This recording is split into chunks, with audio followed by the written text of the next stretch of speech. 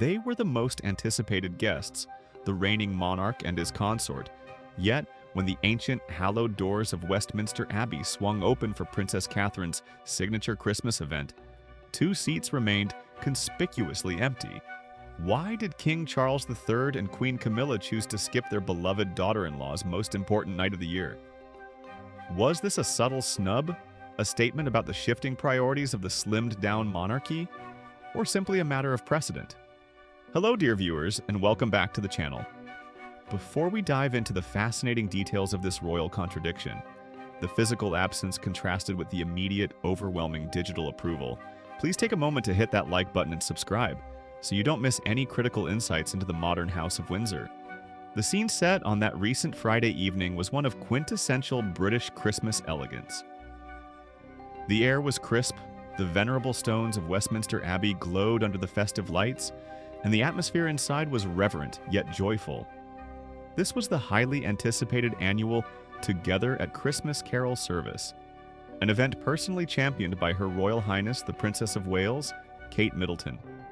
This service is more than just a musical gathering. It has become a central pillar of Kate's working calendar, a heartfelt expression of her commitment to community, connection, and the critical importance of early childhood development, the core focus of her royal work.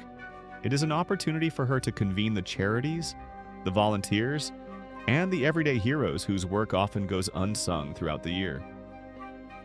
The service, a beacon of festive unity, saw the entire Wales family arrive in a beautiful display of cohesion and continuity. Prince William, the future king, stood proudly beside his wife and, perhaps most importantly, their three children. Prince George, Princess Charlotte, and Prince Louis were all in attendance, demonstrating the family's unwavering commitment to their royal duties and traditions. Their presence underscored the significance of the evening.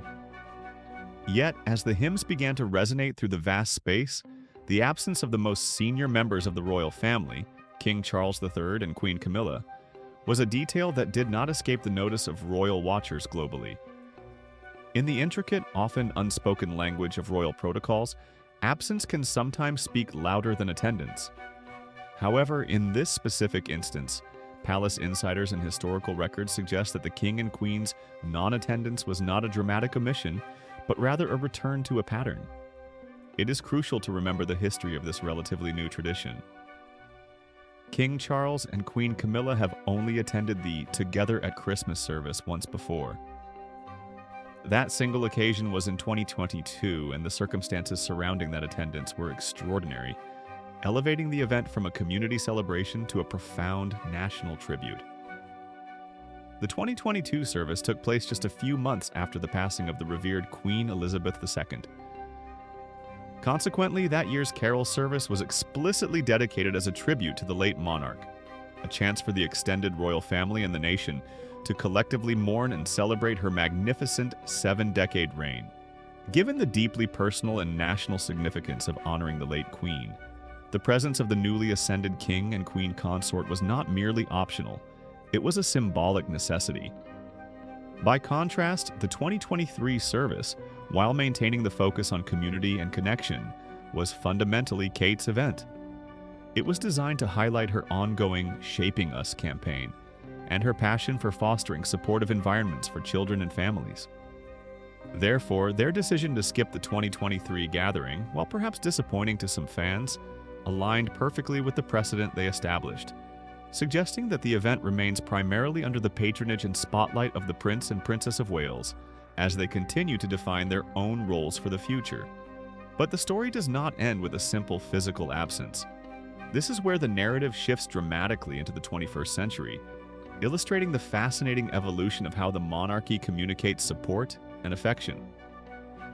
Following the successful conclusion of the service on Friday evening, Kensington Palace, acting on behalf of the Princess of Wales, released a series of stunning photographs on their official Instagram account. These images captured the warmth, the joy, and the genuine spirit of the event, Kate interacting with guests, the children looking engaged, and the grandeur of the Abbey setting. Accompanying these beautiful visuals was a message of deep gratitude, reflecting the princess's personal touch and appreciation. The official statement read, So special to come together this evening for this year's Together at Christmas Carol service. Grateful to everyone who helped make it such a warm and memorable celebration of love at Christmas. The public response was immediate and overwhelming. Fans, friends, and members of the broader royal ecosystem flooded the comment section with sweet messages, congratulations, and expressions of admiration for the princess's efforts. Yet, among the hundreds of comments and thousands of likes, one interaction stood out, carrying the weight and authority of the crown itself. King Charles III and Queen Camilla, while not physically present in the pews, made their approval known in the most modern, accessible, and undeniable way possible. They pressed the heart button on the Instagram post. This seemingly small, instantaneous digital gesture is, in the context of the highly managed, traditional machinery of the monarchy, a monumental signal of approval. It is the reigning monarch giving a public, digital thumbs up to the efforts of the future queen consort.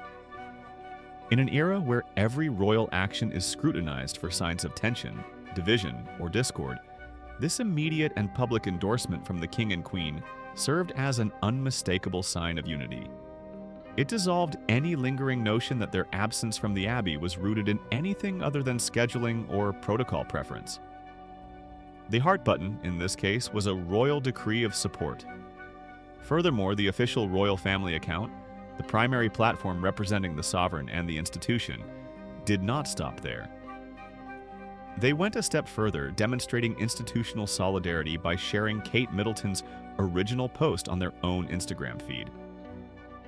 This act amplified the princess's message to an even wider global audience, cementing the Together at Christmas service as a recognized and valued event within the broader royal calendar. This pattern of digital endorsement wasn't a one-off reaction to the successful conclusion of the service either. It was a consistent, deliberate strategy employed by the palace to show Charles's complete backing of his daughter-in-law. Earlier, when the Princess of Wales first took to Instagram to announce the highly anticipated lineup for the Together at Christmas Carol service, King Charles had already extended his complete and unequivocal support. On that occasion, Kate shared her excitement, writing, "Introducing the lineup for tonight's Together at Christmas Carol service, coming together to celebrate the connections that shape our lives." And just as they did after the event, the palace, acting on behalf of King Charles, extended immediate support to the Princess of Wales by pressing that all-important heart button.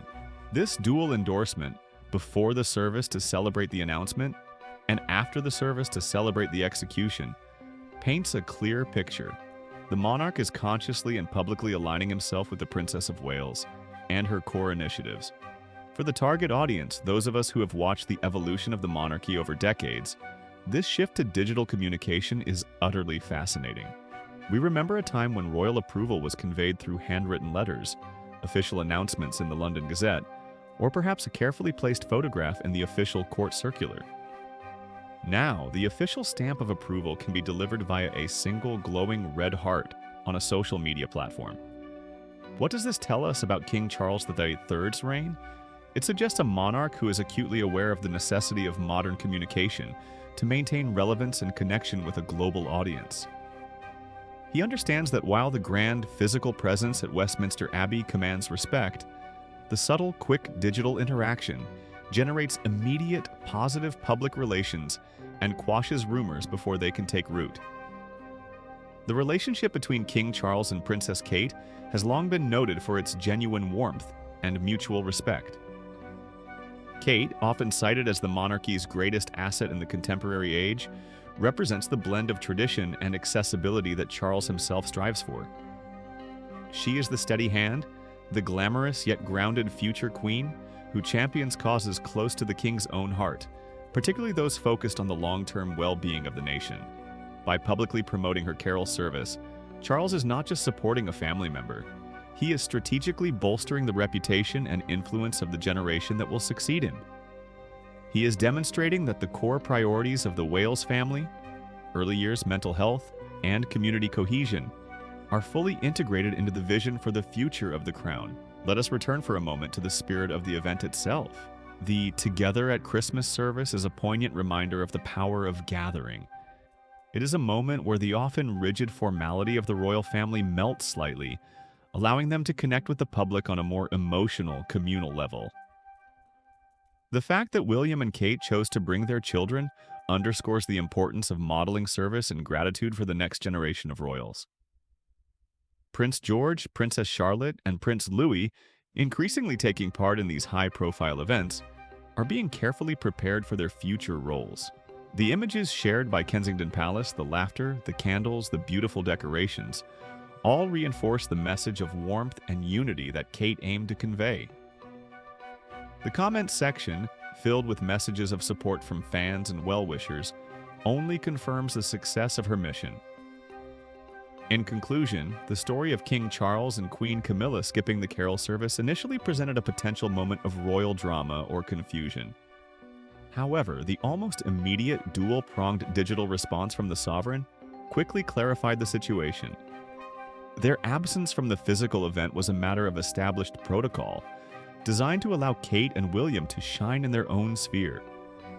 Their presence on Instagram, however, was a vital modern confirmation that the King and Queen are completely behind the Princess of Wales and her critical work. The heart button, in this instance, was the ultimate royal seal of approval, signifying that in the modern monarchy, support doesn't always require a throne. Sometimes it just needs a tap on a screen. It is clear that the House of Windsor is navigating the delicate balance between centuries-old tradition and the demands of the digital age with remarkable dexterity. They understand that while the pomp and pageantry must continue, accessibility and transparent communication are the keys to long-term survival and public affection. What are your thoughts on this modern display of royal support? Do you believe a digital heart carries the same weight as a physical appearance, especially from the king? Let us know in the comments below. Thank you so much for joining us for this deep dive into the evolving relationship between the king and the Princess of Wales. If you enjoyed this analysis, please give us a thumbs up and subscribe so you don't miss our next royal breakdown. We truly appreciate your viewership. Until next time, take care.